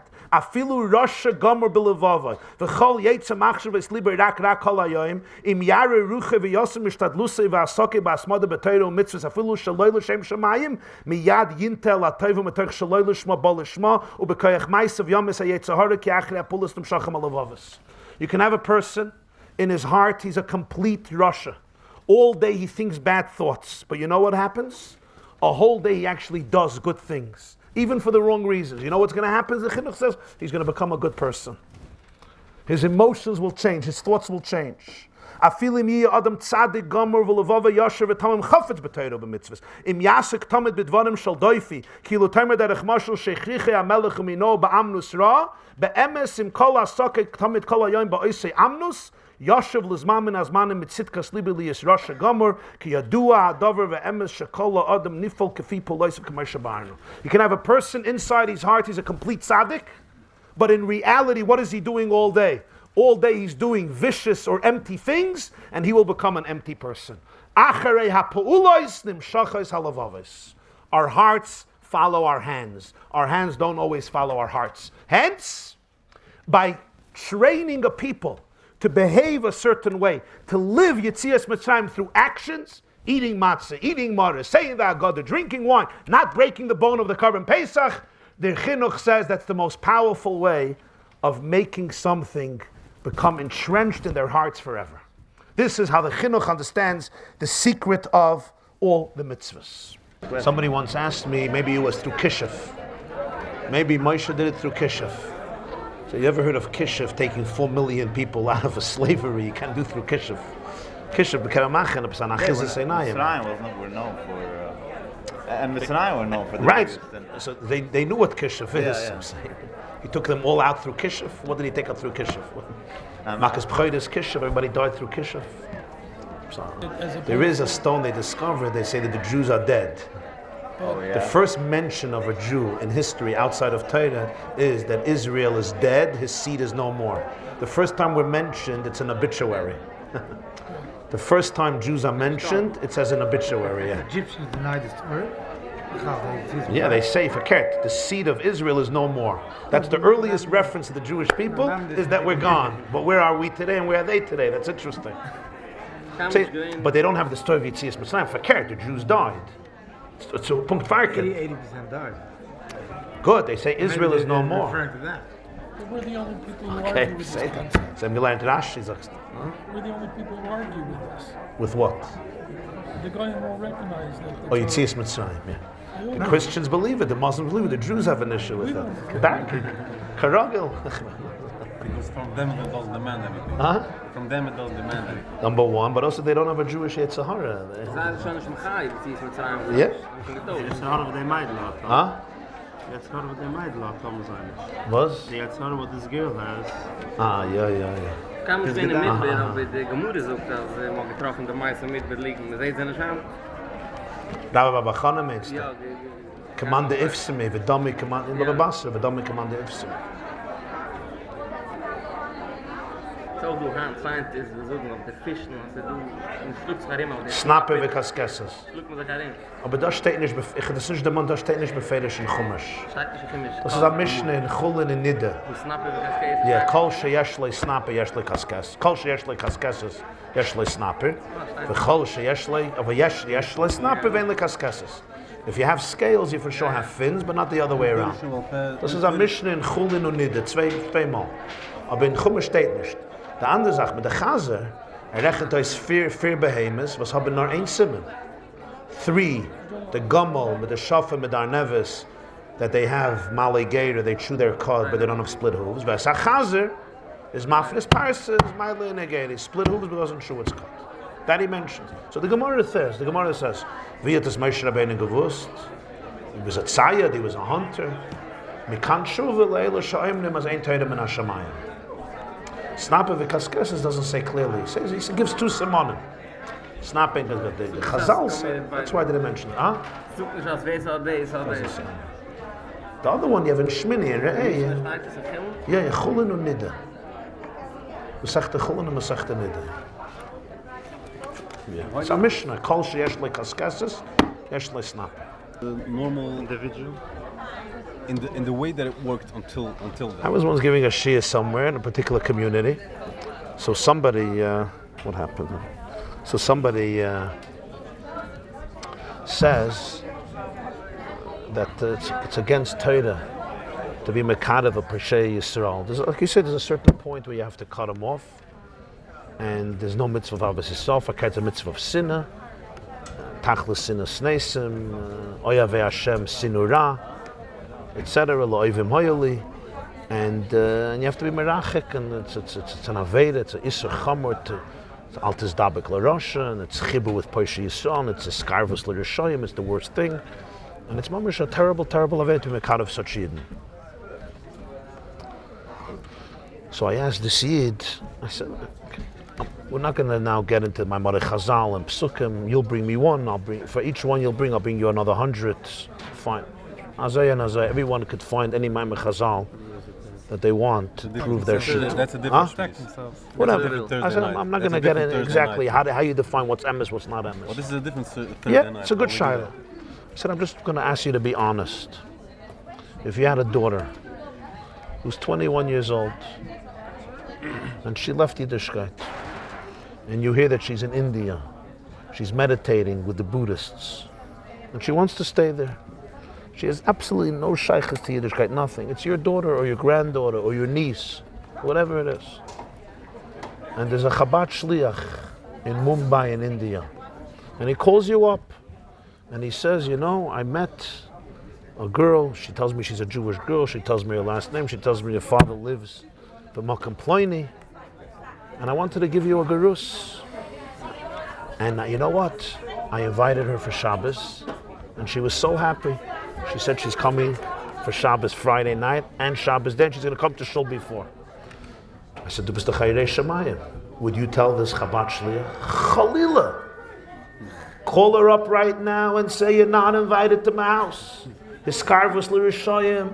Al teschabel l'rasha. Your children shouldn't see a marshas, a machshefa, shiksa arois. And if she comes to your house, throw her out. Like I would do in my house. To other goods. I would scream shiksa and I would throw her out. If I could throw a rock, I'll throw a rock also. That's what Yiddishkeit is. Meridin v'loy meilen. Would you say that to the shliach? Or you would say, wow, I can't thank you enough for doing this. The Eberst is on the bench, and you'll send them a check also. I said, now be honest with me and tell me what are you going to answer? So he says, a Tochter is anders. A Tochter is anders. So my Tochter, it's my daughter. Of course I'm going to say to be Mekadef. So I told him, Efshe is by the Lubavitcher Rebbe, seinen alle jüdische Kinder gewesen seine Kinder. Efshe kannst trachten wegen da? Pflegt das halt dann so nach eins. Der Bauer schon eben pflegt das so. Also wusste es mit seiner Töchter. Ob es wohl gewesen Seire, Ja, das auch gesucht. Ja, pflegt das auch so. No, but it has an impact. Some children maybe see that they can get everything, even when they're on the other side of the aisle. So there's no. You explained that that's not everything. I want the answer. I don't have the question. I don't get it. I don't think it has a negative impact. If Khalila, Let's say a 13-year-old. Let me give you a who marshal. sees I understand. That he has a friend that is 13 years I understand. out on the street that has everything. so that's why we have to speak to our children. Let's take in Gashmis. If Chas v'Shalom there's a child, yeah, who has an illness, a child in the family, Khalila Rahman al-Islam, he can't walk, he can't function, everything has to be done for him, yeah? You have to feed him, you have to take him to the bathroom, you have to dress him, you have to bring him into bed. Ma'aseh b'chol. Are you going to say, don't keep him in the house, even if you could? You have the help and you have the nurses and you have the money. Why? Because all the kids are going to come to you and say, oh, take me also to the bathroom. Oh, wipe me also. Oh, take me to bed. Oh, feed me. Oh, well, we're not going to school. No parent is going to say that. Why?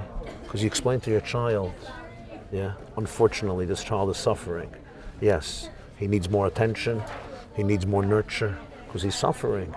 And fakert, you turn this child into a helper of the parents, like you see b'muchish, what children do to help with this kid. Now, yeah, you have to be sensitive. You can't make the kid jealous, and everything should only be about the sick kid, because then he feels resentful. So it's a nisayon, it's a big nisayon. But nobody's going to say that the child is going to become a handicapped kid because there's a sick kid in the mishpacha. When chas v'shalom the mishpacha is somebody that's struggling, the kids have to understand. This boy is struggling, this girl is struggling. And you are part of the help. You turn them into shluchim, you turn them into leaders. You don't make them victims. Every child has to be a shliach. Ich bin nicht a Chabad shliach, ich bin der Eberste ist a shliach. A shliach to help this child. Fakert, you use it as a source of strength. And you know what these kids are going to remember forever? That they had a father and a mother. That the love to their children was unconditional. That's what they're going to remember. That's what they're going to come away with.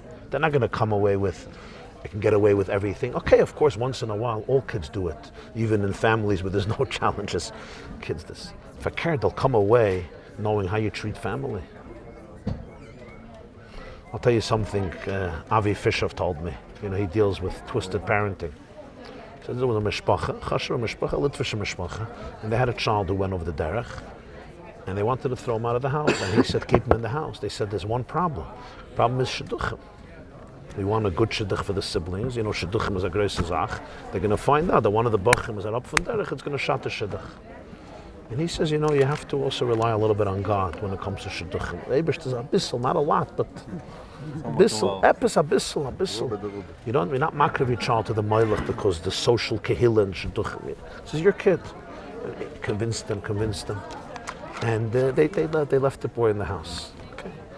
So a few months later, they did a very beautiful shidduch with a very nice family, members to their liking. At the L'chaim, they're sitting with after the chasana by the Sheva Brachas. He heard this from the father, because he convinced the father to keep the son home. The father tells him about the Sheva Brachas, so it's already after the chasana. It's Ketov Lev HaMelech Bayayin Abyssal. So I just want to ask you a shaila.